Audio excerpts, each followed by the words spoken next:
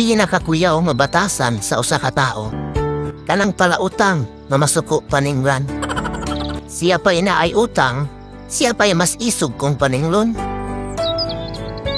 Una-hunaan nga, kung gisabot ka sa panahon nga nangailangan ka, sabtapod siya sa panahon nga kailangan na niya ang kwarta. Maunay ginaingon nga, ikaw pa'y nagpautang, ikaw pa nooy nahimong dautan. Pagkaway balatian. Ayaw ikasakit kung nagkaarang-arang na ang kahintang sa imuhang mga higala ug silingan. Kay unang-una, kilahaman ang hinaduan.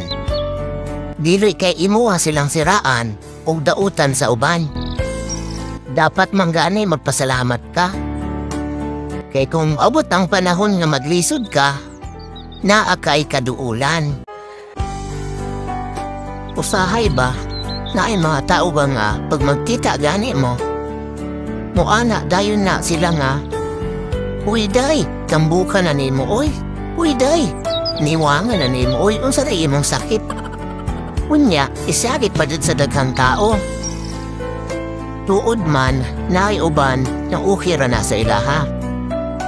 Naapoy uban nga sakit tud na sa ilaha pero ginaantos lang kay lagi amiga man.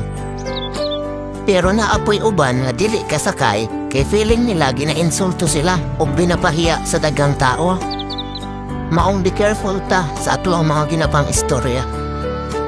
Kay basig mao pa na inungdan na maguba ang inyong pagkaamigo o pagkaamiga. In worst is basig masagpaan pa ka.